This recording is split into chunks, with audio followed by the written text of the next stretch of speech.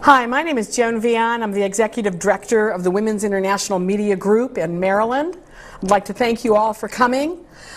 This evening we're going to be discussing the continuing changes that are occurring in America to our country, to the structural system of government, and to the debt that you and I as taxpayers will be responsible for. America, as we know it, is in the process of changing.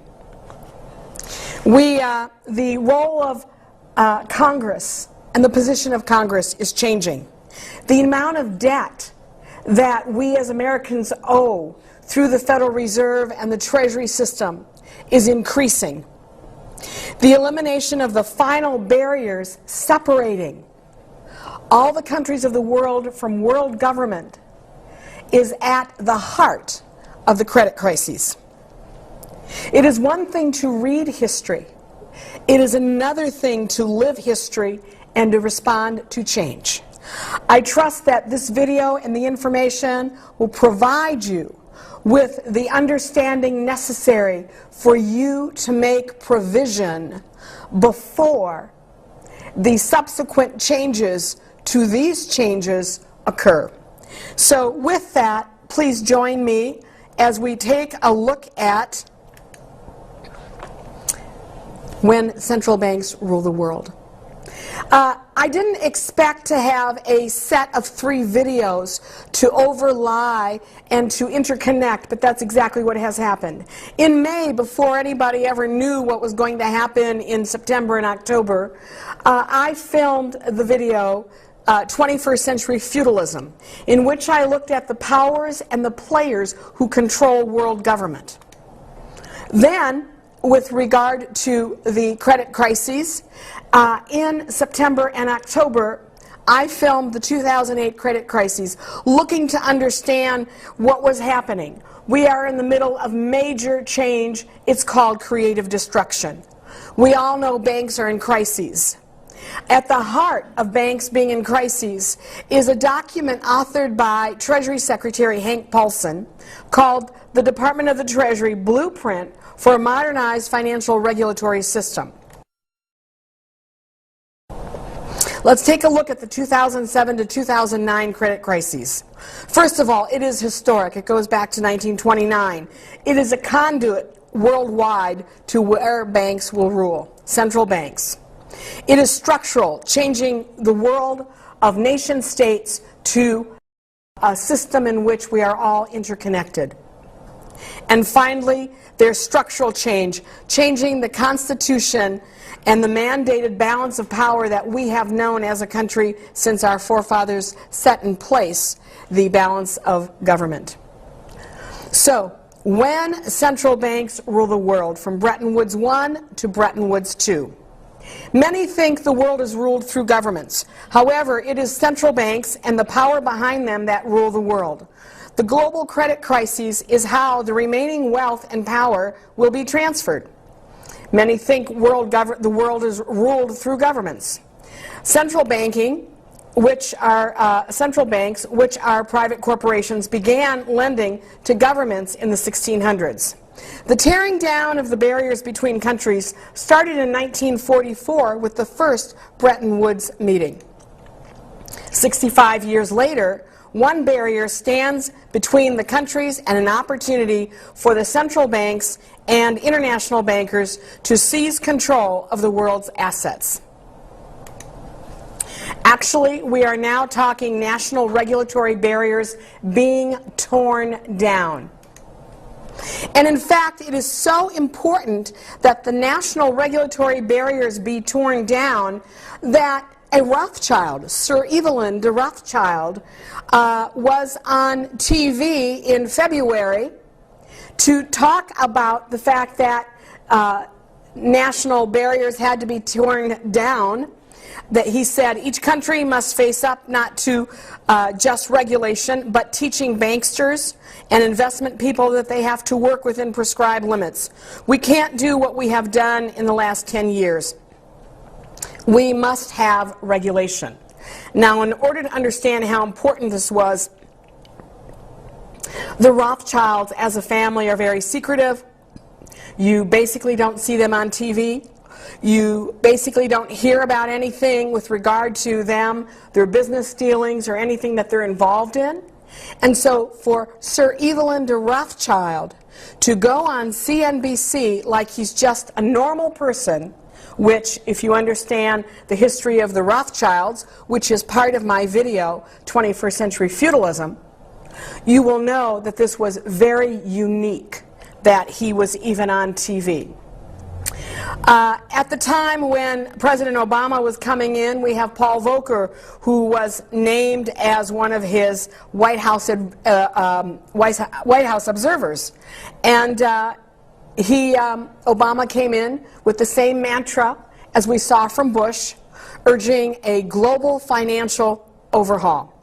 Paul Volcker basically said part of his role is to help mastermind, and that is a great term, what could become the biggest overhaul of the U.S. financial system in decades. And let me say, not only the biggest overhaul of the U.S. financial system, but the biggest overhaul of the structure of the American government in our history. There have been many books that have been written. This one I happen to have in my library called Rethinking Bank Regulation. Look at that, Till Angels Govern. I don't think I agree with that, but the truth of the matter is the present situation that is occurring right now really goes back a very long time. This is not a plan that's only 5 years old or 10 years old. This is a very long overdue plan. Does it go back to the beginning of the central banks in 1600? Well, that's a matter of discussion. I don't think we can know that, but the truth of the matter is we are at a culmination point in history in which it goes back several hundred years. Many think the world is ruled by governments. The Federal Reserve lends newly printed money to the commercial banking system of the United States. Thus, the balances on all bank loans, mortgages, and credit cards are ultimately owed to the Federal Reserve. Think about that. Many think the world is ruled by governments. Central banks, which collectively control money worldwide, are using chaos, credit, and debt to finalize their conquest. If and when our government and other governments no longer govern their banking systems, then the central banks will have total control and rule the world. How did we get to a place where governments no longer rule and the people no longer have representative government? Follow me. First, complexity. The credit crises we face in the financial markets has many novel effects, largely arising from the complexity and sophistication of today's financial institutions and instruments and the remarkable degree of global financial integration that allows financial shocks to be transmitted around the world at the speed of light. That was Ben Bernanke, October 15th, 2008. Banks are interwoven. The unfolding of the crises has shown how completely banks were interwoven with all elements of the system, the financial system worldwide. Banks were the main transmission mechanism that spread the credit crises across borders. Well, I would like to explain to Mr. Davies that I'm not that stupid to think that not only was there a transmission mechanism, but that there was a planned agenda to accomplish the fact that if you take the top largest banks in the world and they stop buying paper, bonds, different forms of paper that they sell and offer between one another and in the market, that if they stop buying each other's paper, they could create a credit crisis.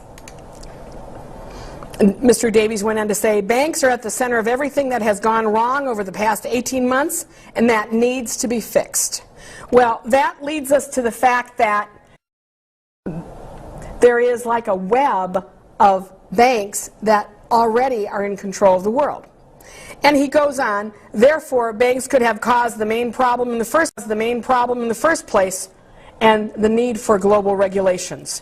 When we start taking a look at the Group of 10 global banking network, there are 33,101 banks in the Group of 10 countries. That would be the United States, Canada, Germany, Japan, Italy, France, Great Britain, Luxembourg, and the Benelux countries. And so that's where you get the G10. There are 337,406 branches. So therefore, we have a pretty large system that rules the world in and of itself through the banking system. The world's largest banks: UBS in Switzerland, Barclays in London, BNP Paribas in Paris, Citigroup in New York, Hong Kong Shanghai Banking Company in London, the Royal Bank of Scotland in Scotland, Credit Agricole in Paris, the Mitsubishi Bank in Tokyo, the Deutsche Bank in Frankfurt, and Bank of America.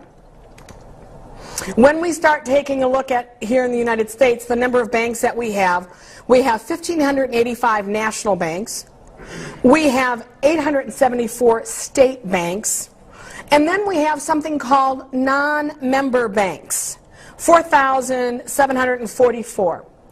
And then we have savings banks, 1,227, for a total of almost 8,500 banks.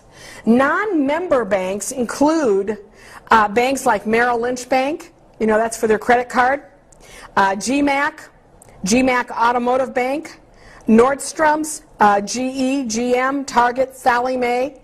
These are all what they call non-member banks. What this really means is they are not under the auspices or the control of the Federal Reserve. So what is the goal here? To bring all banks, all types of banks, under the control of the Federal Reserve. So the non-member banks, 4,744, they want to move them under the control of the Federal Reserve, along with state banks, state chartered banks. So where are we now? And how did we get there? Let's do an overview. The world before Bretton Woods 1, what happened at Bretton Woods 1, the world since Bretton Woods 1, the current environment, the credit crises, the Treasury blueprint, and Bretton Woods 2, a global financial regulatory system. So the world before Bretton Woods 1, real simply, every country was its own. They had barriers between the countries, they were national, and they didn't have, if you will, free trade. And free trade is a misnomer. I could spend a long time talking about free trade. It is not free. It has nothing to do really with trade. It has to do with control.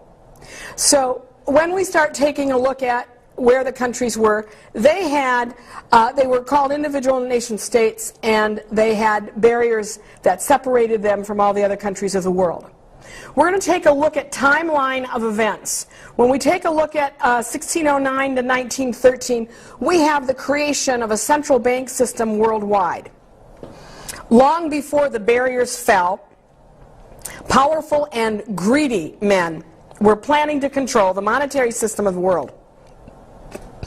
They formed a private corporation known as a central bank that would lend money to the government. The loan would have no fixed period for repayment, allowing the interest to accrue without ever ending. So they were creating a bank for perpetual interest, usury, debt-based lending. They who control the central banks of the world control the world, its governments, and its people. Here we have Prince Edward, otherwise known as Edward Wessex.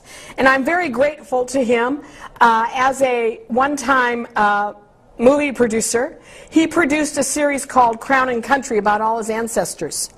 And I had always suspected that the British royal family were one of the major stockholders in the Bank of England, and maybe even the Federal Reserve Bank, as well as all other central banks that came maybe after the Bank of England.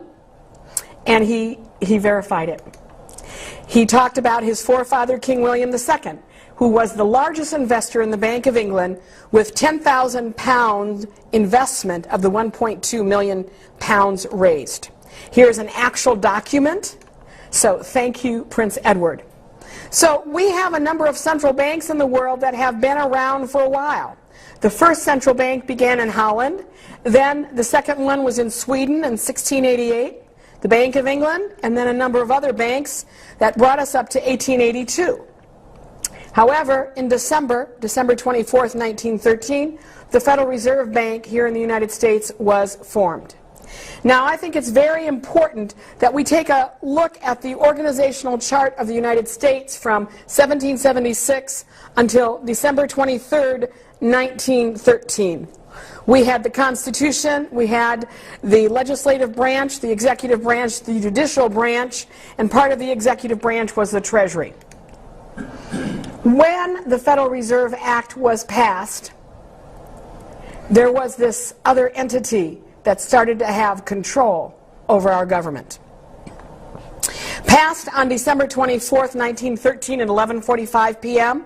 by a small group of greedy senators after their opposing colleagues went home and recessed for the Christmas holidays, the Federal Reserve Act shifted responsibility for America's finances from Congress to a private corporation. The U.S. government and its taxpayers are in debt to this private corporation. This private corporation prints money on demand to lend to the U.S. government in the form of Treasury bills, notes, and bonds. Because it prints money on demand rather than having it in their vaults, this is, again, debt, usury, and it is their basis for lending, and the American government has been pretty stupid to agree to paying interest on money that the central bank never ever had to begin with.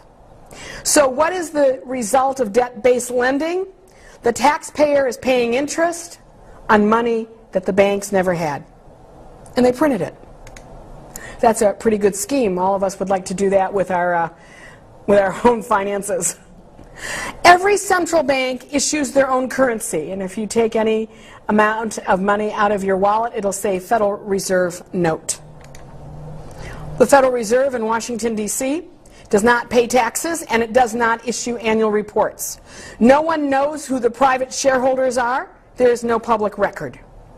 The empowerment of the Federal Reserve, the Federal Reserve Act has been amended over 195 times. In the last couple years, in 1999, it broadened the range of discount loans and types of collateral it would take. And then in March of 2008, isn't this interesting? They agreed to take mortgages as collateral. Very important for what we saw with Fannie and Freddie. The Federal Reserve and the Treasury created a $30 billion line of credit for J.P. Morgan to buy Bear Stearns. It was the first time since the Depression that something like that happened. It has worked with central banks on coordinated rate cuts. It has extended liquidity to other central banks. That's so that they will have enough dollars. In September 8th of 2008, the Federal Reserve took control of Fannie Mae and Freddie Mac, $5.4 trillion. With the credit crisis, the Federal Reserve powers are being greatly expanded. The Federal Reserve will be greatly enhanced by the transfer of wealth in the Treasury blueprint. So here we have 1913. So what happens now? Everything is starting to get hazy as we have continued to increase the power of the Federal Reserve. We then have, in 1930, an organization was set up called the Bank for International Settlements. Carroll Quigley, who was Bill Clinton's mentor at Georgetown University, wrote in his book, Tragedy and Hope, the powers of financial capitalism had another far-ranging aim, nothing less than to create a world system of financial control in private hands able to dominate the political system of each country and economy of the world as a whole.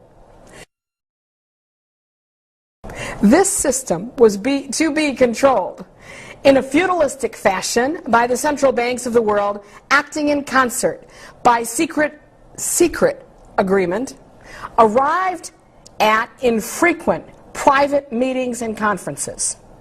And I say to you, what is the #1 evil in the world? It goes back to the Garden of Eden. It wasn't when Eve ate the apple. Very simply, it's deceit, deception, and distortion. Carol Quigley goes on to say the apex of financial capitalism was to be the Bank for International Settlements in Basel, Switzerland, a private bank owned and controlled by the world's central banks, which they themselves were private corporations. So when we start taking a look at the world, we see a situation whereby all the central banks of the world look up to and are members of the Bank for International Settlements. Let me just say, as a freelance reporter, I've had the opportunity to cover, 6 or 8 annual meetings at the Bank for International Settlements. The only way that you can go to the Bank for International Settlements is if they invite you. And they only have one time in which reporters can go to the bank, and that is at their annual meeting in June. 1933, Keynesian economics. So what happened at Bretton Woods? Bretton Woods really covers a time from 1944 to 2009. So what happened at Bretton Woods 1? First of all, it was the culmination in 2.5 years of planning for post-war reconstruction. And I point out that it was the U.S. and the UK treasuries that were in charge of it. The architects were from the U.S., Harry Dexter White, and from the UK, John Maynard Keynes, the father of Keynesian economics. Here's a picture of these two architects. Now, what did they want? They wanted exchange rate stability. That's what they basically said. Interesting, we've never had it, have we? And they wanted the dollar to become the strongest currency in the world. It also created 2 international organizations called the International Monetary Fund and the World Bank. John Maynard Keynes had suggested that there be a global currency called Bankcore. That did not fly. The dollar as world reserve currency did. So, what does that mean with the dollar being the world reserve currency, and we are on the precipice of that being changed? It really means that a large amount of U.S. dollars were held by many governments and institutions as part of their foreign exchange reserves. It was the international pricing currency for products such as the trading of oil and gold, all priced in dollars. And that is in the process of being challenged as we speak. The World Bank and the World Bank Group, what did they do? Well, they set out originally for reconstruction to rebuild war-torn Europe, and then for development of various countries. Robert McNamara, who was our Secretary of Defense during the Vietnam War, ended up becoming the president of the World Bank in the mid-1970s. Yeah, that was really bad. He did a lot of evil things, and that's why his middle name is S for strange. And one of the things that he did under his tenure was he forced third world countries into a financial plan in which they had to build projects that the World Bank said they needed to build, end of story. And of course, they had the financing available for these third world countries. The sad thing is that 80% of these developmental loans ended up becoming white elephants, leaving many countries in a position which is now known as highly indebted poor countries. How's that? HIPC, H-I-P-C, highly indebted poor countries. Oh yes, the size of the bank doubled. What does the World Bank do today? It lends to countries. It promotes economic activity. It has its own Wall Street type of operations where they set up offerings of global bonds, and they have established stock exchanges in most of the third world countries. Oh, let me tell you about what they do. Whenever they set up a stock exchange in a third world country, you have to have some stock to put on the exchange, right? So they make the countries privatize their holdings. Many countries they might have control of their own banking system or their telecommunications, their telephone system. And so what they do is they end up privatizing it, listing it on the new exchange. And guess what? You won't believe this. The World Bank, to help out, buys up to 25% of the newly issued stock. Isn't that great? And then, to help with the risk, they have MIGA, which provides insurance to foreign investors so they won't lose any money. Lastly, it is a major proponent of sustainable development. The International Monetary Fund, set up in 1947, was to be the keeper of the rules and the main instrument of public international management. We're not going to go into that one. We're just going to take it by word. It lent to countries in need. In 1969, the IMF created the special drawing right, which is a basket of currencies. Now, it was created in 1969. It was used by the IMF as a unit of account. The basket of currencies, every 5 years they change the basket of currencies. 2 years ago they changed it, and we now have, the basket is comprised of 44% of the US dollar, 34% of the euro, 11% of the yen, and 11% of the pound sterling. At one time it did have the Swiss franc. It has been adopted by the Bank for International Settlements in 2003. I was at the BIS at that time, and I did an interview with one of their economists, and I said, what is the reasoning for you changing from the Swiss franc to the special drawing right? And if you want to believe what he said, he told me that it was really just an accounting measure, that's all it was. Well, I beg to differ with him. When the Bank for International Settlements, which is the central bank's bank of all the central banks in the world, adopts the special drawing right, I almost think that we're looking for a global currency called the special drawing right, in which maybe they might even, after the credit crises, add an element of gold to it. The IMF today works with the World Bank on a broad array of financial arrangements. It created the Monetary and Capital Markets Department in 2007. It created global surveillance. It also has country surveillance, and believe me, every country is constantly and continuously being examined by World Bank auditors. And it has a financial system stability assessment report. The United States is in the process of getting our financial system stability report from the World Bank. So stay tuned in your television. So where are we? Where's the world since Bretton Woods? Well, this is what the countries used to look like. They were independent. They had a number of barriers, whether it was economic or political or trade or legal or military or intelligence. They had a number of things that were done called the International Financial Architecture to change it between 1995 and 2008. And now we see that it is the regulatory barriers that have to be torn down. Every time they tore down a barrier, they established an international level above the countries of the world. In 1944, it was the IMF World Bank. In 1945, it was the United Nations. In 1994, it was the World Trade Organization. In 1998, it was the International Criminal Court. In 2001, it was the military and the intelligence that was torn down. So what do we have? When there are no barriers between the nation states, it basically allows for a powerful group of people to control the world from above. That's what we're talking. Who are they? They are the bankers, both central and international. So let's take a look at the final barrier.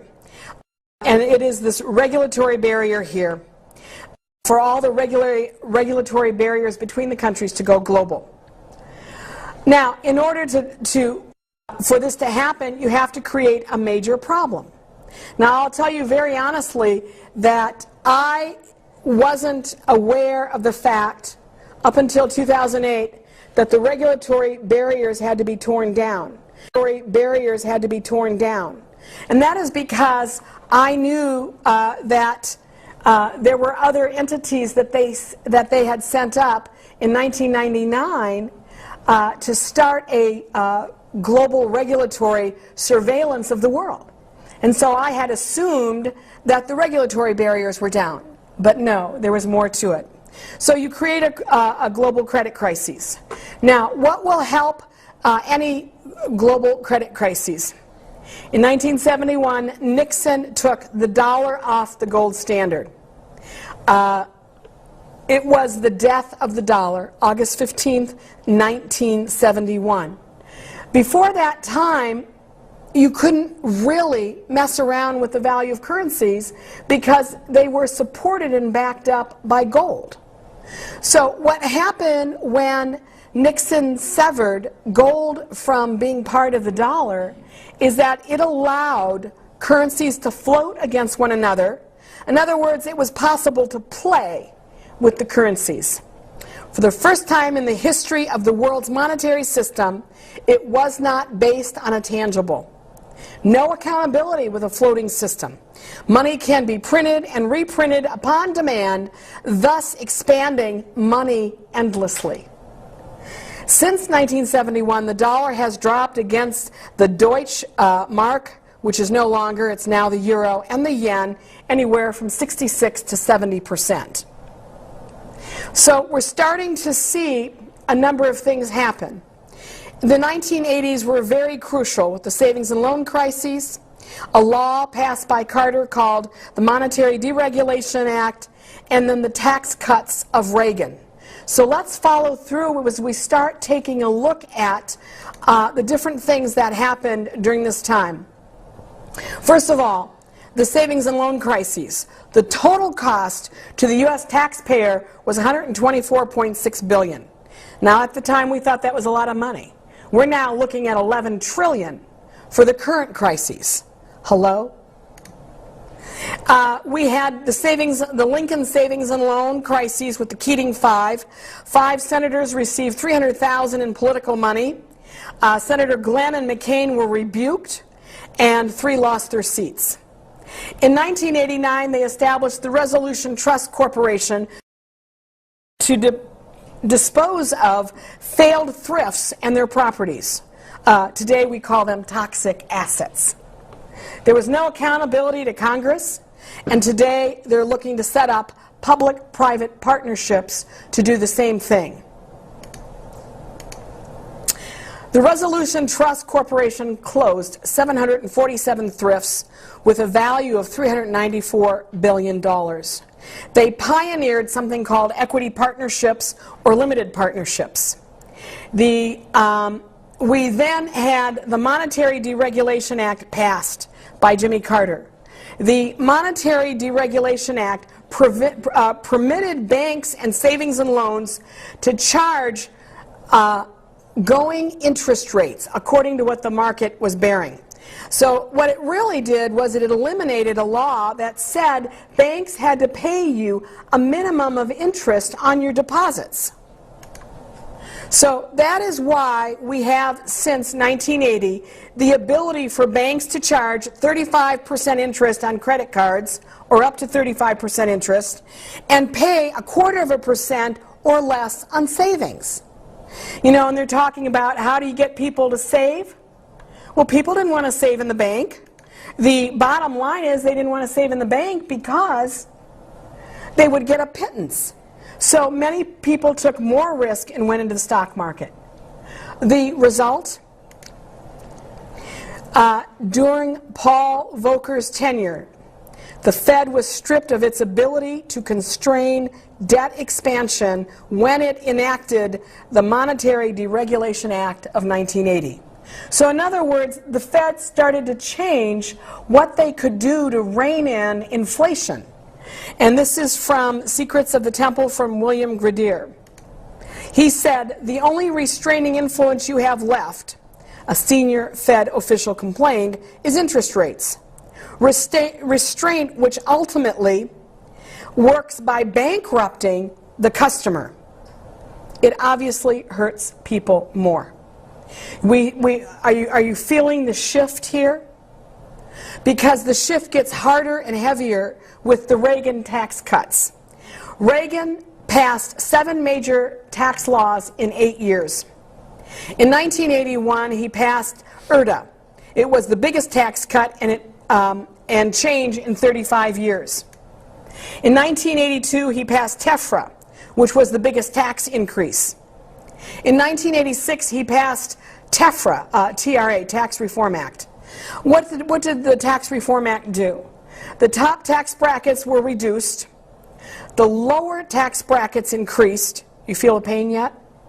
The capital gains taxed ordinary income. And the interest deduction on credit cards, consumer loans, was no longer deductible. So, what did that do to the taxpayer? Taxpayer was straddled with the cost of savings and loan bailout. The banks changed the rules. No minimum interest on savings. And Reagan changed the interest deduction to mortgage and lines of credit, shifting the risk and the tax deductions to the residence, the home. So what did people do? They followed where they could get the tax deduction, and they put their homes at risk. William Gradier said, the 1981 tax legislation proved to be regressive. It became the pretext for a vast redistribution of incomes flowing upward on the income ladder. Now, Obama says he's going to change this. Does anybody want to hold their breath and see? Gradier said, rather than saving, it was more accurate to say Reagan's economic revival was powered by debt, living on borrowed money. So what does that really mean for today? If you take a look at the debt created in 1933, if you take a look at the Reagan economic revival, if you take a look at Obama, we are in the process of being powered by debt and more debt, and that will become very clear. Gradier said it was borrowed and spent by the federal government, by businesses, and by consumers. As the recovery proceeded, an increasing portion of the accumulating debt was borrowed from abroad. According to Fed Government Charles Partee, he said, there's been quite a lot of redistribution of income toward higher income groups. It requires consumers to accumulate more and more debt. Taking a look at the Asian crises. Many people really haven't thought about the Asian crises. Let's take a look at what happened.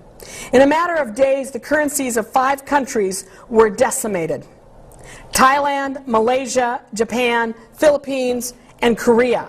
They did not want to join the World Trade Organization Financial Services Agreement. I happened to be at a World Bank meeting back then, I think 1998, and Malaysia felt so bad about what happened to their country, they did a special meeting. And so I squeezed in a question. Reporters aren't supposed to ask questions, but I wanted to put it on the table. And I basically asked the 2 key people who were conducting the meeting if they felt the fact that the 5 countries involved, that they did not want to join the Financial Services Agreement, if that had anything to do with their currencies being decimated. And they did not touch that with a 10-foot pole. So I thought I would stick around and ask them after everything was over. And this man came up, we happened to start, our paths started to cross as we were both making our way up to the front. And he was from Asia.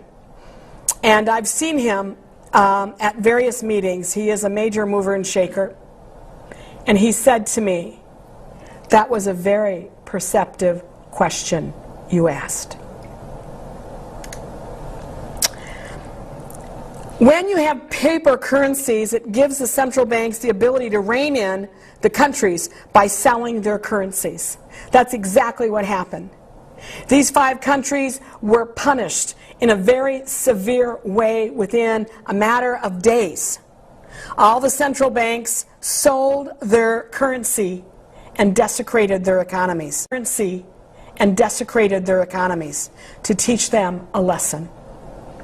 For the first time since the formation of the G7 then, in 1975, as a result of the Asian crises, the G7 central bankers began to meet with the G7 Treasury secretaries because they felt that they needed to all be on the same page.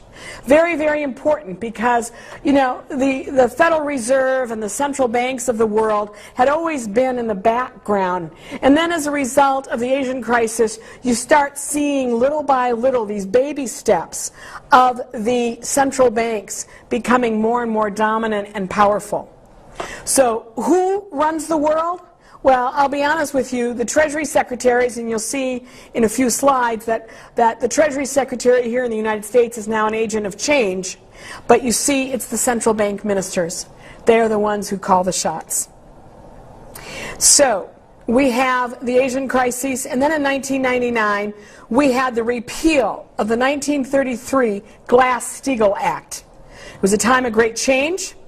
The trade barriers were eliminated globally through the WTO and regionally in 1994 through the free trade areas of the Americas. The Asian crisis was to teach countries obedience, and it was also to send a message to all other countries who might buck the system. In 1995, Congressman James Leach started pushing for the repeal of the Glass-Steagall Act. It was repealed in 1999. This very naive reporter in, I don't know if it was 95 or 96, I was at a meeting in which James Leach gave a keynote speech on why we needed to tear down the barriers of the Glass-Steagall Act between investment banks and commercial banks. And so I raised my hand and I challenged him. I didn't know I was challenging him. And I said to him, Congressman Leach, is it not true that Glass-Steagall was put in place to protect us from ever having a 1933? Well, he didn't want to answer that. I clearly embarrassed him. And when the lunch break came, and everybody went to lunch since I wasn't part of the meeting, I was just a lowly reporter, in the afternoon session they wouldn't allow me back in. Anyway, so you live and you learn. What did the repeal of the Glass-Steagall Act do? It called the Graham-Leach-Bliley Act. First of all, it allowed foreign banks, insurance companies, and brokerage firms to buy U.S. banks, insurance companies, and brokerage firms. It tore down all protections between investment and community banks, and it opened the door to create the need for global regulation. So are we starting to see what's going on? Yes, it did set the stage for today's crises. So the 2008 credit crisis, it created chaos. Then there were calls for global coordination. Sarkozy calls for revamping of the capitalistic system. And right now, even Mikhail Gorbachev has chimed in on the need to change capitalism and socialism. And, you know, I've been privy to many discussions on the international level where they talk about the merger of capitalism with socialism being called sustainable development. Anyway, German Chancellor Angela Merkel said, a new acceptable architecture of the financial markets can only be drafted together. So little by little there's been this drum beat about how we all have to work together. President Bush said in 1108, we live in a world in which our economies are interconnected. Financial turmoil anywhere in the world affects economies everywhere in the world. David Faber, almost fell off my chair, from CNBC on 11/14 said, is the New World Order around the corner as the G20 meets? Question, is the New World Order a world in which central banks will rule? Let's take a look at the power of the Bank for International Settlements. We took a look at the BIS a little while ago. And it's very interesting. They work very closely with the world's insurance supervisors and the world's stock exchanges. So you literally have all levels and areas of finance all connected to the Bank for International Settlements. The organizational chart of the Bank for International Settlements, it has the Committee on Banking Supervision, the Committee on Payments and Settlements, the Committee on Bank Governance, and the Committee on Global Financial Systems. Basically, this mirrors the Treasury blueprint. And what do we have? Two of our Federal Reserve chairmen chaired the Committee on Payments and Settlements, Donald Cohn, and then Timothy Geithner, before he became our Treasury Secretary, chaired the Committee on the Global Financial System. There have been a lot of discussion in the Financial Times, which is a newspaper I subscribe to. Is it time to turn the BIS into a global central bank? We have seen since 2007 the rise of the central banks, with the Bank for International Settlements, with all the central banks of the world coming to bail out one another and the United States. And so we've seen this movement. All of this sets precedents for the rise of a global central bank. Now, one of the things that happened in 1999, they not only repealed the Glass-Steagall Act, but they set up something called the Financial Stability Forum. And 1999 was a pivotal year. It set the stage for global regulatory structure. It repealed the Glass-Steagall Act. And the Financial Stability Forum was set up at the BIS. I was at the BIS the year the Financial Stability Forum was set up. And I did a number of interviews with the managing director of the Financial Stability Forum. I just want to point something out when we start taking a look at little baby steps. We had the Financial Stability Forum in 1999, the International Organization of Insurance Supervisors in 1998, and the International Association for Depositor Insurers in 2002. Do you think that they knew what they were doing? And here they are setting it all up, little by little, step by step. This is a flow chart for the Financial Stability Forum. For the first time, it would bring together G7 central bank ministers, G7 treasury secretaries, and global regulatory bodies. For the United States, that would be the comptroller of the currency, the FDIC, and others. This had never happened before. And so when I thought all the barriers between the countries were down, it was because the Financial Stability Forum had been set up. And I asked Mr. Swine Andresen in 2001, what is the purpose of the Financial Stability Forum? He said, it works to detect vulnerabilities earlier and make sure something is done to address them and shore up defenses. Generally, there is no guarantee that it is going to protect the system, but the efforts go in this direction. How's that for being sure of what they're doing? In 1999, the first time I interviewed him, I said, what is the role of the regulatory agencies in the Financial Stability Forum? And he said, the U.S. probably has the most diverse regulatory structure there is. It is very complex. The U.S. has a very antiquated regulatory system. Well, no, we don't have an antiquated regulatory system. It just doesn't match with total control. Why is that? We have 8 separate regulatory agencies. We have the SEC, regulates the securities industry. The Federal Reserve controls the banking and financial system. The Office of the Comptroller of the Currency oversees federally chartered banks. The Federal Housing Finance Agency oversees Fannie Mae, Freddie Mac. The state insurance departments, as I mentioned earlier, oversees the insurance industry of their state. The Office of Thrift Supervision oversees thrifts. The Futures Trading Commission oversees futures, options, and derivatives. And FDIC ensures your bank deposits. So both Obama and the blueprint, Henry Paulson and Bush, will put all of these agencies under one roof with accountability and control to the Federal Reserve. Does anybody understand the agenda here? Let me just show you the pre-blueprint. If you take a look at the diagram on the left, you have the U.S. government in charge of credit unions and state banks. Actually, it's the states in charge of insurance, but it's out of the the other one. Mortgages, nobody controls mortgages. The payment and settlement system is controlled by Wall Street. And then there was something new called the Market Stability Regulator, that they want to make the Federal Reserve this new entity that will control the market. And what happened is that the blueprint said the Federal Reserve has to control the credit unions and the state banks, the insurance industry, the mortgage industry, the payment and settlement system of Wall Street, and become a market stability regulator. In other words, this is a major, major shift of all the assets of America that are not directly under the Federal Reserve control to be shifted to the Federal Reserve.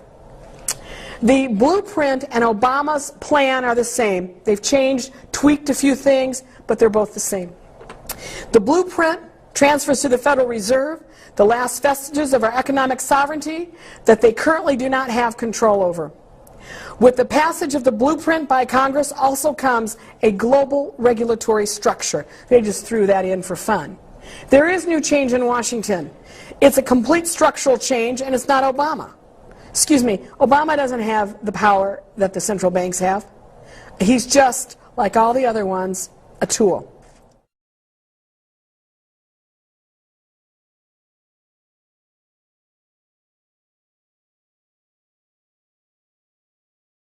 All right, so we're now going to talk about structural change number one. The Federal Reserve and Treasury take the lead, leaving our lawmakers out of the major decision-making process, setting precedents. You may remember, in September 18th, 2008, the Washington Post had this amazing article, "Lawmakers Left on Sidelines as Fed Treasury Takes Swift Action." Lawmakers on both sides have expressed concern yesterday that they have had no control over when and how federal money has been used to curb the panic on Wall Street. Congressional leaders learned of the AIG rescue late Tuesday evening during a hastily called meeting in the Capitol with Bernanke and Treasury Secretary Paulson, who explained the deal after it was done. This article appeared in the Financial Times in March of 2008, and it said the 4 new sheriffs on Wall Street. We have 2 Federal Reserve chairmen and the then Treasury Secretary Paulson and Steele, who's no longer, well, neither of these two are, but anyway. Geithner was at that time the Federal Reserve chairman in New York. Paulson and Bernanke have taken the lead not only from lawmakers but from President Bush. Bush has left direct management of the crises to them and other advisors and has limited his public remarks on the economy. On Tuesday, he canceled his plans to brief reporters after meeting with his economic advisors. In other words, monetary control is now the responsibility of the Fed and Treasury. Structural change number 2. The position of Treasury Secretary is now as a facilitator and change agent, with central bank minister of the transfer of U.S. assets to the Federal Reserve. So let's take a look at constitutional government. The President, the executive branch, Congress, and we the people. A precedent has been set for a new structure. The Federal Reserve and Treasury, and then the President, the executive branch, and Congress. So we're starting to see that there is a new order of power. Let's take a look at some previous change agents: Paul Volcker, Robert Rubin, Larry Summers, Hank Paulson, Timothy Geithner. Paul Volcker joined Treasury in 1962. He served as Under Treasury Secretary for International Affairs. He was then President of the Federal Reserve. People didn't like him. He only served a partial term of 4 years. He was Federal Reserve Chairman under Carter and Reagan. He played a key role in the decision to float the dollar. He was then Chairman of J. Rothschild and Wolfenson and Company. Any alarm bells going on? He was Chairman of the Group of 30. He was a founding member with David Rockefeller of the Trilateral Commission. He graduated from Harvard and went 1 year to the London School of Economics. a Fabian socialist entity. I interviewed him in September of 2004. I said, in 1974, when we had the currency crisis, you run around the world looking for a new mechanism, a new way for the world. He didn't even let me finish. Yeah, right. When you look at the world today, what do you see based on what you set up? I think we need a new mechanism. We didn't set anything up very successfully, which meant he should have been fired. Robert Rubin came from Goldman Sachs. He was 26 years at Goldman Sachs. He was the 70th Treasury Secretary under Clinton. He created the $20 billion exchange stabilization fund with Greenspan during the Mexican crisis. That exchange stabilization fund is very busy nowadays with our market. He was dubbed with Larry Summers and Greenspan as a committee to save the world. He co-chairs the Council on Foreign Relations, an organization looking to bring the world under British rule. Larry Summers, he entered MIT at 16, child protege. Chief economist at the World Bank for several years. Treasury Deputy Secretary under Robert Rubin. Treasury Secretary 1.5 years after. In 1999, he opposed the regulation of derivatives with Greenspan and Rubin, which led today to the current crises. He is seen as a Bernanke replacement whenever that happens.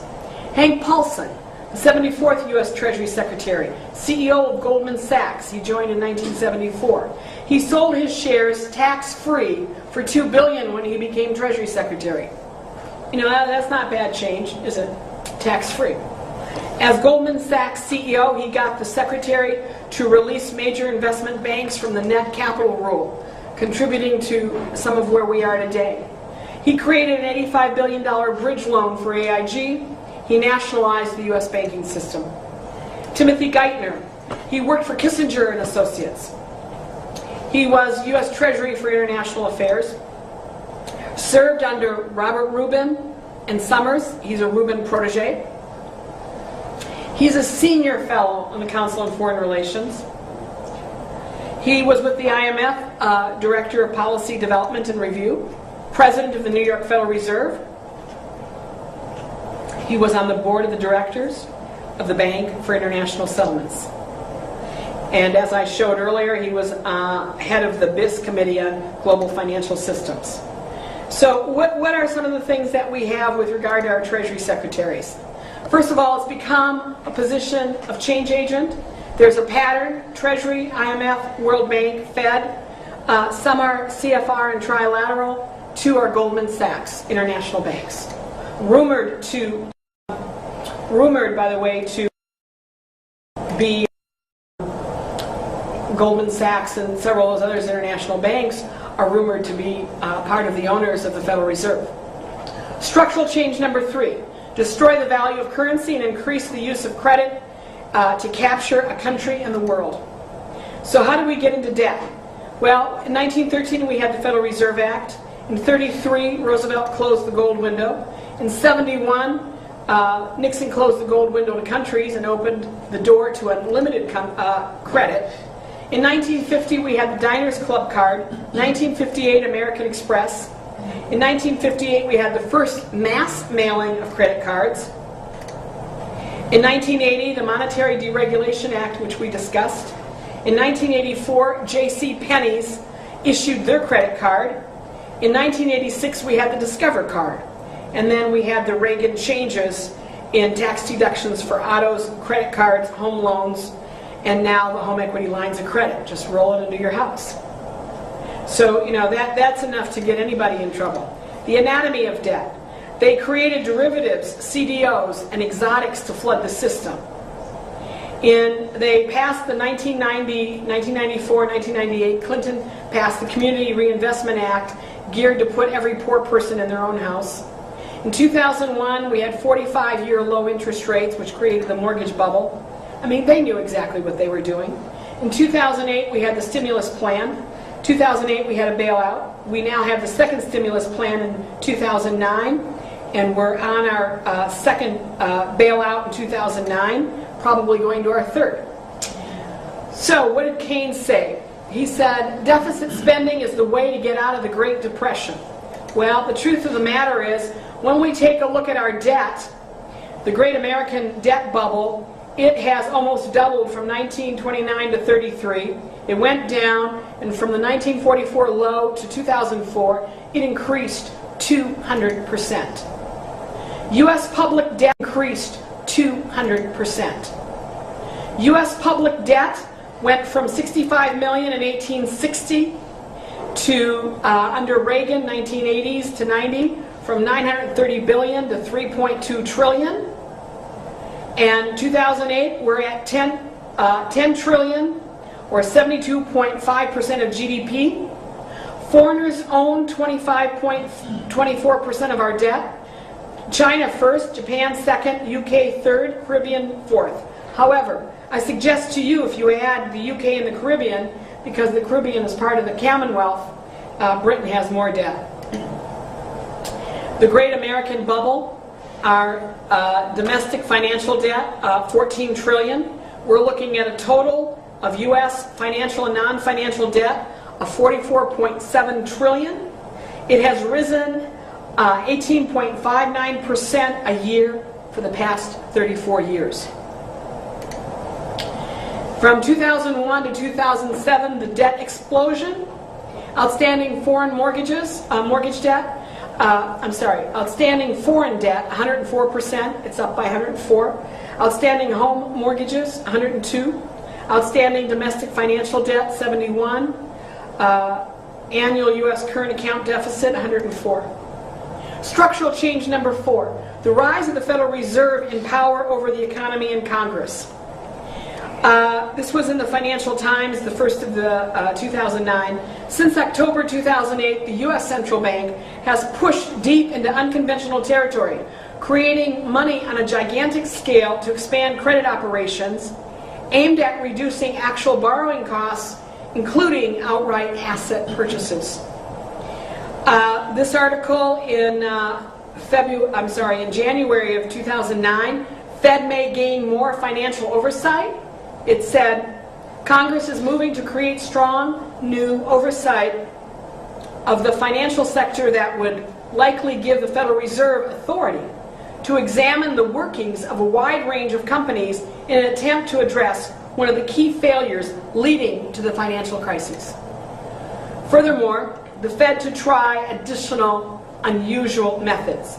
The Federal Reserve yesterday indicated that it will pursue further unconventional steps to try to stimulate the economy as it left the interest rate that it controls essentially at zero. We learned a little while ago that with the Monetary Deregulation Act, the only leverage that the Federal Reserve has in our economy is interest rates. So they don't have very much leverage to, if you will, maneuver and fix. In November 26, 2008, the Washington Post had an editorial that said, "Buying time, meet your new mortgage banker, Federal Reserve Ben Bernanke." Do we understand the Federal Reserve, which was never created to lend and make mortgages and automobile loans and a whole bunch of other things, is now doing that? They are a new banker. Here's an article from the Financial Times. The world's central banks must buy assets. The world economy is trapped in a dangerous downward spiral of falling asset prices, rising bankruptcies, foreclosures, and unemployment. Well, guess what? When you create a credit crisis of the magnitude they have, that will happen. Structural change number 5. Continual cycle of increasing debt, adding more and more debt to the taxpayer. The TARP bailout. So let's take a look. The House approves a bailout a week later, October 2. Okay? The bottom line is, you will recall that there was a tremendous amount of activity around this bailout. Why? First of all, the market dropped 20% in September, and it dropped another 25% in October. And you know, when you have Nancy Pelosi going on TV and saying, if we don't do this, it may be worse.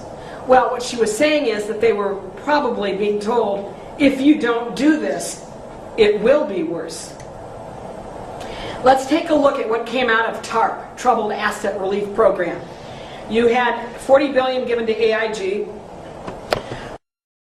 $250 billion available to banks, and $350 billion which required congressional approval.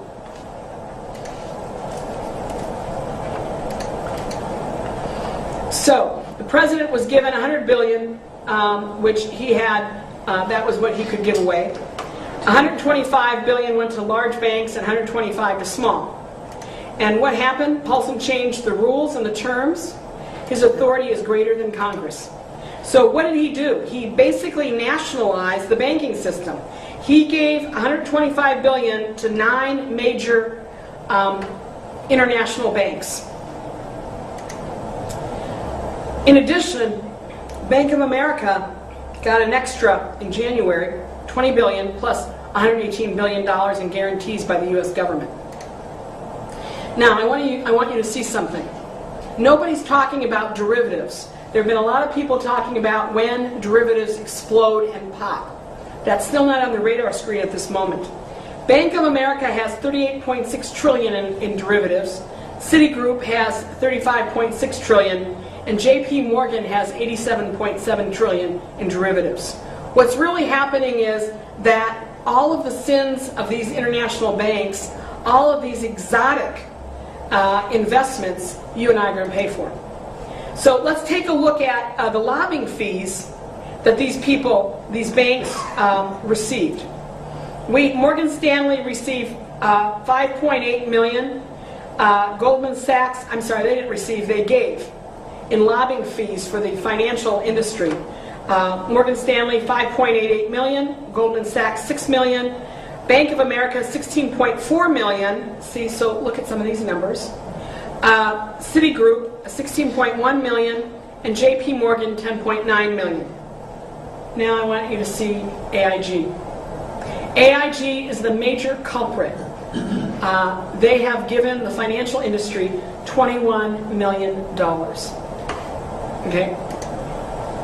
AIG, the world's largest insurance company. The government lent it $85 billion with a 79.9% stake in September of 2008. In October of 2008, they increased the Fed loans by $38 billion.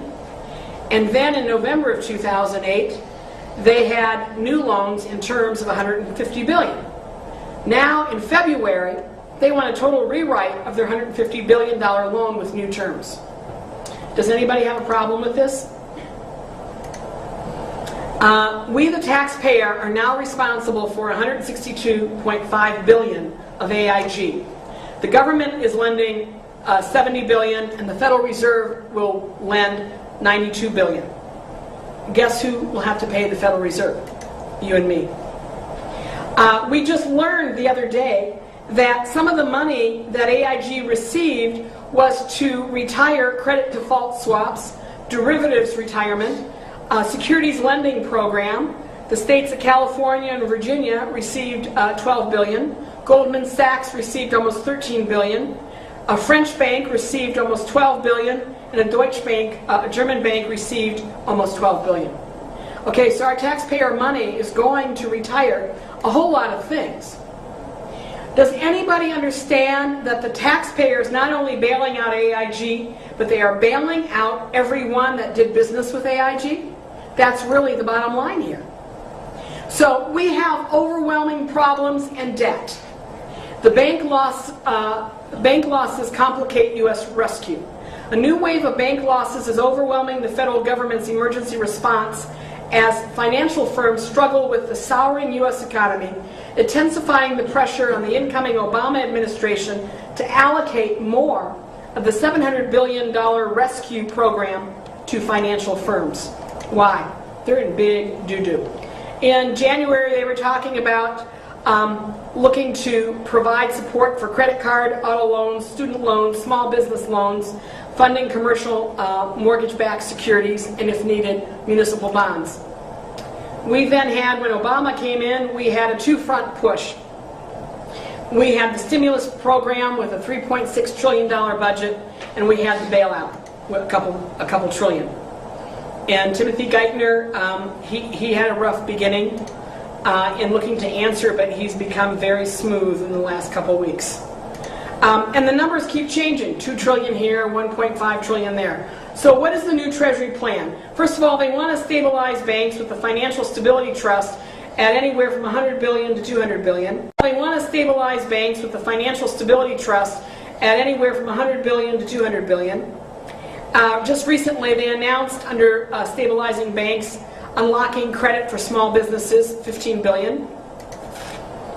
And then they have, under stabilizing banks, they have the public-private partnership, which is to replace TARP. Now, TARP was where we were going to buy the toxic assets. Now, Paulson then nationalized the banks. So this is the new program, the public-private partnership. So what do we have here with a public-private partnership? You have public and private in bed together in a business entity. You have government. You have the Federal Reserve, which is a private corporation. You have private investors, we don't know who. Where they meet is where they have the partnership, where they come together, and their whole purpose is to purchase toxic assets. Now, the Resolution Trust Corporation had no accountability. This is not going to have any accountability. The new Treasury plan, they have the Consumer Business Lending Initiative. This is called the TALF, T-A-L-F, which is the Term Asset-Backed Security Loan Facility. So what do we have? Credit cards, student loans, auto loans, and floor planning, commercial mortgage-backed bonds and municipals. And what is the source of funds? The Federal Reserve and the U.S. government. And we are responsible for both. The new Treasury plan for housing, $50 billion. So here we have Obama in February launching that. We've had continual, constant discussion about nationalizing or not to nationalize various banks and industries. So we're basically open at nationalization, or maybe we should call it socialization. So what are the Treasury responsibilities? Well, there's the new capital assistance program, there's the public-private partnership program, there's the TALF, and then there's the mortgages. What are the Federal Reserve responsibilities? Purchase agency debt and mortgage-backed securities. Today it was announced they will buy up to $300 billion in 30-year Treasury bonds, something they've never done before, and there's $750 billion for Fannie Mae and Freddie Mac. Are we in trouble here? There's the new lending facility, TARP. There's the term auction loan to fund banks. And we need to establish new lending facilities to support commercial paper to ease pressure on money markets. The truth of the matter is, the U.S. taxpayer is responsible for both. We're responsible for the Treasury debt, bonds, loans, and IOUs. We are responsible for the Federal Reserve debt, bonds, loans, and IOU. It is literally on our backs. And it's paying endless debt. Structural change number 6. Shall I let that sink in a little bit? Structural change number 6. Congress no longer protects the pool of taxpayer money. This is extremely important. The total cost of the bailout as of March 2 was $11 trillion. Under Federal Reserve and FDIC, with lawmakers voting on only $780 billion, and that was under duress. Do we understand that? This is out of control. This was an interchange between Senator Bunning to Federal Reserve Bernanke in February. And this was in light of the Federal Reserve balance sheet expanding to $2.3 trillion as they buy all these various assets with America. Bunning. We do not have access to the TARP. Who has borrowed from the Fed and pledged collateral? Can you imagine? The senator did not know this. Who signed off on the original TARP loans? Did you approve these loans? Bernanke. That would be the Treasury. He was very dry that day. Bunning. approved the amount of money? Bernanke, the Treasury. I mean, our lawmakers don't even know who has the power. Now, this is what Bunning should have said. Let me see if I understand correctly. The U.S. taxpayer pays you interest on the money the Treasury borrows. Yes, would Bernanke would say. Bunning, where did you get the money that you lent us? We printed. That would have been more accurate. What are we saying here? We're saying the Federal Reserve has direct access to the $2.4 trillion in taxpayer dollars that are collected yearly. There is no longer any Congress to protect us from the wolves of the Federal Reserve. The Fed has now direct access to $2.4 trillion. The barrier, Congress separating the taxpayer dollars by the Fed and Treasury, the Fed and Treasury has now been torn down as of October 2008. We're seeing all kinds of things. I don't know what your newspaper reports, but this was in $3.6 trillion budget, Obama signals broad shift in priorities. We don't have time to discuss that. Obama predicts years of deficits over $1 trillion. Now, for people who think their money is safe in FDIC, at the end of the first quarter of 2007, all FDIC-insured banks had deposits of $4.2 trillion. And the amount of money in the depository insured fund was $50 billion. Do we understand that they only had $50 billion to protect $4.2 trillion in deposits? At the end of the third quarter 2008, the amount of money in banks rose to $4.5 trillion, and the amount of money in the depository insured fund dropped to $34.5 billion. This is from their own documents. Global interdependence. David Dupuy, president of the board of a company that he owns, said in 2003, one of the problems we have is that we have a global world and a global market, but are still governed by national rules and national leaders. You cannot solve problems without international solutions. Timothy Geithner said in February of this year, President Obama is committed to moving quickly to reform our entire system of financial regulation so that we never again face a crisis of this severity. I bet they've said that every time they planned a crisis, whether it was 29, 33, the savings and loan, going on and on. President Obama said in a joint session of Congress, and to ensure that a crisis of this magnitude never happens again, I ask Congress to move quickly on legislation that will finally reform our outdated regulatory system. And Prime Minister Gordon Brown, who just addressed a joint session of Congress, said, our task, as if he was President of the United States, is to rebuild prosperity and security in a wholly different economic world where competition is no longer local but global and banks are no longer just national but international. And you are restructuring your banks, and guess what? So are we. He went on to say, so that the whole of the worldwide banking system serves our prosperity rather than risks. Let us agree to rules and standards for accountability, transparency, and reward that will mean an end to excesses and will apply to every bank, everywhere, all the time. It's called total control. Ron Paul said to Paul Volcker recently, testifying before the House on February 27th, that's 2009, Ron Paul said, so you think the system that we have today is over and done with, and we can't patch it together with more trillions of dollars by the Fed and more debt by the Congress isn't going to solve the problem? Paul Volcker said, I think there are problems with the present international monetary system that have not received sufficient attention. Make no mistake, this is a unique moment in economic history where the world is going on the basis of fiat currencies. Really? Amazing. This was done in 1977, 71, and we had this crisis in 70. He went around the world in what 73, and all of a sudden they just figured out we have a problem. What will we have? What will come out of this?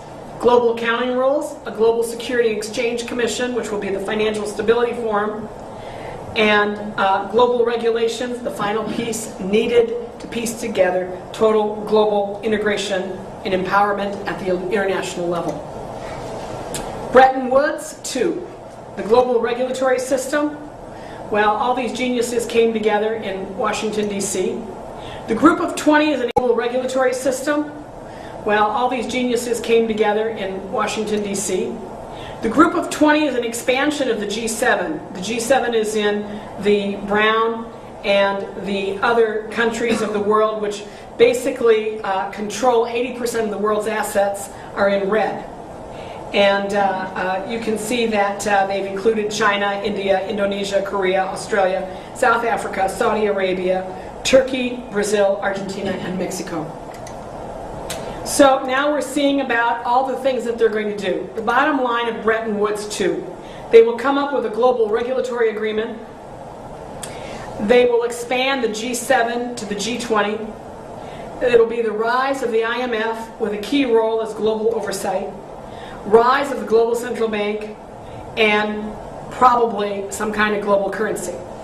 If they wanted a global currency at Bretton Woods 1, everything that we're seeing today points to a global currency in a global world for Bretton Woods 2. They're going to expand the Financial Stability Forum from the G7 to the G20. So we have total integration financially, politically, trade, legal, military and intelligence, and now regulatory. The U.S. is a debtor nation to the Federal Reserve. Ask anyone who's losing their home. The Federal Reserve, why can't the American people forgive themselves the interest on the debt? It is owed to a private corporation. Senator Benton of Missouri said this: "The government itself ceases to be independent and safe when the national currency is at the will of a company." He was talking about the Federal Reserve. "All property is at their mercy. The price of real estate, of every growing crop, of every staple article is at their command. Stocks are their playthings." So we are being transitioned. We have the old world order, we have the credit crises, we have the G20, and we have the new world order when central banks rule the world. It is not our leaders who rule the world, but the central banks. Americans are in bondage to the Federal Reserve. The world is in bondage to the central banks. Bretton Woods 2 will be the transition to a total world government system where central banks rule. If anybody saw this movie, The International, if you didn't see it, rent it. It's worth it. When they were advertising it, they said, they control your money, they control your government, they control your life, and everybody pays. And so, the following is a little discussion. We have this bank, and I'm assuming it's a Federal Reserve, a central bank, and we have these two agents who are looking to figure out what's happening. And Agent Whitman says, "Why is the bank committing so much of its capital and reserves to the sale of missiles?" The weapons manufacturer says, "Small arms are the only weapons used in 99% of the world's conflicts, and nobody has the capacity to manufacture them faster and cheaper than China. What the bank president is attempting to do is make the IBBC the exclusive broker of Chinese arms to the third world, and the missile deal is the gateway." So another agent says, "Billions of dollars being invested to be a broker? There can't be that much profit from the sale of making small arms."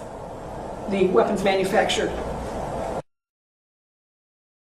"This is not about profit from weapons sales, it is about control."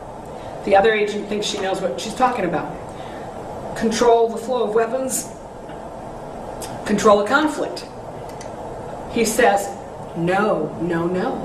The IBBC is a bank. Their objective is not to control the conflict, but control the debt that the conflict produces. The real value of a conflict, the true value, is in the true value is in the debt that it creates. You control the debt, you control everything. You find this upsetting? Yes. But this is the very essence of the banking industry, to make us all, whether we be nations or individuals, slaves to debt.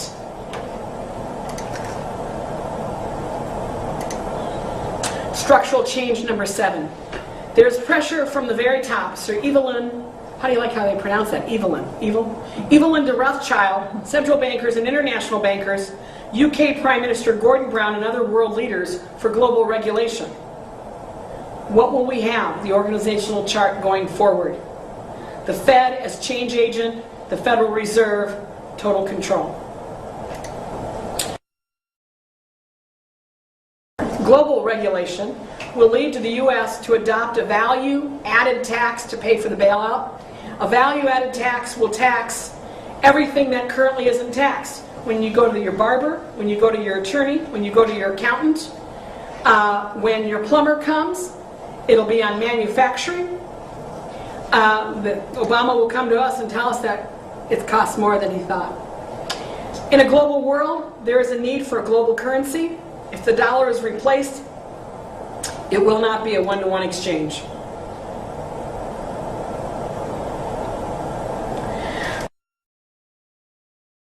There's also serious discussion on a global tax. So how should we respond? Cut up all your credit cards, control your spending, and learn to live within your means? Set a budget. Cut corners by limiting luxuries such as cable, entertainment, etc., and claim 2 Chronicles 7:14. If my people who are called by my name will humble themselves and seek my face and turn from their wicked way, then will I hear from heaven and heal their land. 2. List all your assets and liabilities. Pay down your debt using all assets if necessary. The less you owe, the less you will become a slave to the system. Work towards getting out of the banking system if possible. Pay off your mortgage through your assets or through private financing. Lay at the foot of the cross the evil system we are under as a nation and people. Ask God to deliver us from this evil. How should Congress respond? Break the bank. Congress needs to suspend interest paid to the Fed as the first step. How should states respond? They need to coin their own currency. Lastly, we talked in the first video called 21st Century Sustainable Feudalism about the fact that in a feudalistic system you have a king, and what we're saying is, and what I showed in that video, that there's been a merger between the power and money system of the world, the British royal family and the Rothschilds. There is the manor where they live, and it appears that it's all of creation. There's the tenants-in-chief, the CEOs, the presidents, and the prime ministers. That's the higher level of their caste system. And then there's the serfs or the villeins, which are you and me. And homage, you will pledge homage to the Queen and reunite the U.S. and Britain. We showed a power structure. I called it the Knights of the 21st Century Round Table. As I mentioned earlier, there's been a merger between the British royal family and the Rothschilds. I don't know if you know this, but Diana's mother was a Rothschild, which means Prince William may be the first Rothschild to sit on the British throne. Nathan Rothschild said, "I care not what puppet is placed on the throne of England to rule the empire in which the sun never sets. The man who controls Britain's money supply controls the British Empire, and I control the British money supply." He also, President Esser, in Pan-American Germanism in 1913 wrote, "Russia, Turkey, Egypt, India, China," that's part of the G20 by the way, "Japan and South America are probably owned as far as any nation can be owned in London or in Paris. The world itself, in fact, pays them tribute. It actually rises in the morning to earn its living by utilizing their capital and occupies its days in making the money to pay them interest, which is to make them still wealthier." He said this of the Rothschild. About that. In conclusion, We have to do what the children of Israel did when in bondage to the Egyptians. That is, cry out to God. In conclusion, it continues to be apparent that Congress is captive to the Treasury and Federal Reserve. Therefore, we, the people, have nowhere to go and must cry out to God. Thank you.